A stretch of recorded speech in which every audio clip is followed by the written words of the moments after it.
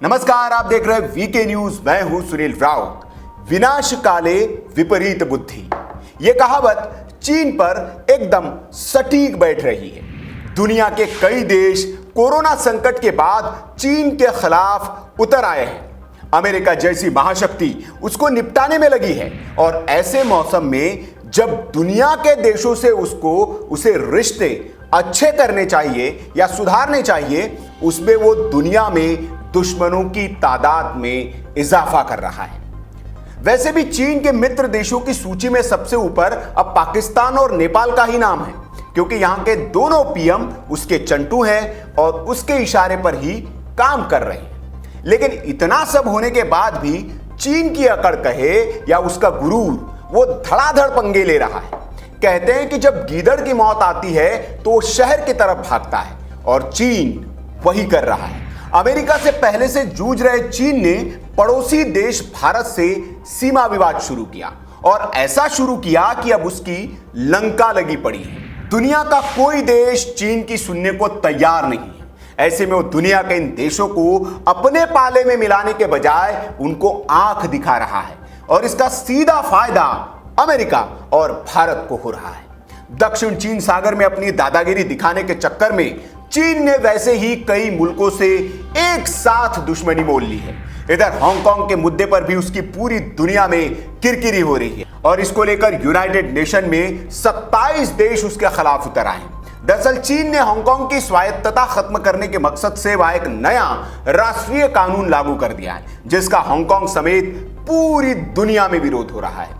पहले अमेरिका ने इसके लिए चीन को चेताया, फिर ब्रिटेन ने भी समझाया, लेकिन चीन माना नहीं। तो ब्रिटेन और ऑस्ट्रेलिया की सरकार ने हांगकांग के लोगों को अपने देश में सुरक्षित पनाह देने की बात की। इधर ब्रिटेन ने भी हांगकांग के करीब 3.5 लाख ब्रिटिश पासपोर्ट धारकों और 26 लाख दूसरे लोगों के लिए ब्रिटेन में 5 साल के लिए बसने का रास्ता खोल दिया है। 6 साल पूरे होने पर वे ब्रिटेन की नागरिकता भी ले सकते हैं।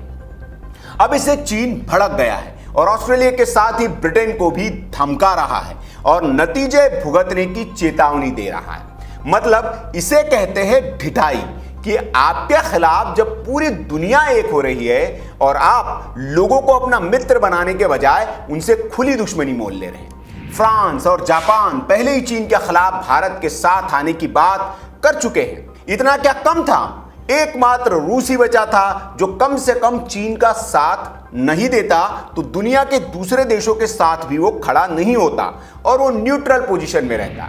लेकिन इसी को कहते हैं कि जब नाश मनुज पर छाता है, पहले विवेक मर जाता है, और चीन के साथ भी वही हो रहा है, क्योंकि लगता है उसका अंत अब नजदीक है। चीन ने रूस को भी अपना शत्रु बना लिया है। दरअसल चीन के सरकारी न्यूज चैनल CGTN के संपादक शेन सिवई ने दावा किया है कि रूस का व्लादिवोस्तोक शहर चीन का हिस्सा है। मतलब अब दुनिया का भूमाफिया चीन रूस की जमीन को भी अपना बताने पर तुला है। इसी को कहते हैं कि जिस सांप को रूस ने दूध पिलाया था, अब वही सांप उसे काटने के लिए फन उठा रहा है। दरअसल रूस का व्लादिवोस्तोक शहर प्रशांत महासागर में तैनात उसके सैन्य बेड़े का एक प्रमुख बेस है। रूस के उत्तर पूर्व में स्थित यह शहर प्रिमोर्स्की क्राय राज्य की राजधानी है। यह शहर चीन और उत्तर कोरिया की सीमा के नजदीक बसा हुआ है। व्यापारिक और ऐतिहासिक रूप से व्लादिवोस्तोक रूस का सबसे अहम शहर है। रूस से होने वाले व्यापार का अधिकांश हिस्सा इसी पोर्ट से होकर जाता है। यह सच है कि यह शहर 1860 के पहले चीन का हिस्सा था, लेकिन अफीम युद्ध में ब्रिटेन और फ्रांस के हाथों ड्रैगन को शर्मनाक हार झेलनी पड़ी थी, और जिसके बाद इस पूरे सुदूरवर्ती इलाके को इन देशों ने रूस को गिफ्ट में दे दिया था। साल 2008 में सीमा विवाद को सुलझाने के लिए रूस और चीन के बीच एक संधि भी हुई थी, लेकिन इसके बावजूद चीन की नजर रूस के इस शहर से हटी नहीं है और वो उसे हथियाने की कोशिशों में अभी भी लगा हुआ है। और उसने इस मुद्दे को अब तब हवा दी है जब उसका विवाद भारत के साथ गहराया हुआ है। अमेरिका उसके पीछे पड़ा हुआ है। मतलब अब समझ गए होंगे कि रूस भी भारत को हथियार क्यों मुहैया करा रहा है, क्योंकि वो भी चाहता है कि चीन की दादागिरी पर लगाम लग सके और वो फिर फन उठाने की कोशिश ना करे। वैसे पीएम मोदी ने भी लद्दाख से चीन को चेतावनी दे दी है कि वो विस्तारवाद की नीति को छोड़ दे, वरना इतिहास से उसका नाम भी मिट जाएगा। साथियों, विस्तारवाद का युग समाप्त हो चुका है। ये युग विकासवाद का है। तेजी से बदलते हुए समय में विकासवाद ही प्रासंगिक है। विकासवाद के लिए ही अवसर है और विकासवाद ही भविष्य का आधार भी है। विस्तारवाद की जीत जब किसी पर सवार हुई है, उसने हमेशा विश्व शांति के सामने खतरा पैदा किया है। और साथियों, ये न भूले, इतिहास गवाह है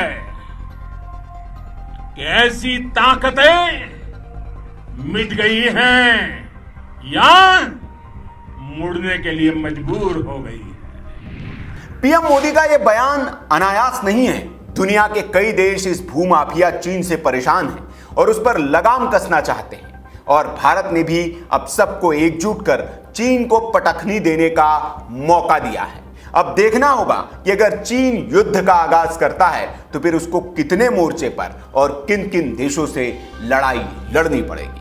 आपको क्या लगता है, क्या भारत और चीन के बीच युद्ध होगा और चीन ये दुस्साहस कर पाएगा? कमेंट बॉक्स में आप अपनी राय हमें जरूर दें। वीडियो अच्छा लगा तो लाइक करें, शेयर करें और ऐसी खबरों के लिए आप हमारे चैनल को सब्सक्राइब कर लीजिए। वीडियो देखने के लिए आपका बहुत बहुत आभार। जय हिंद, वंदे मातरम।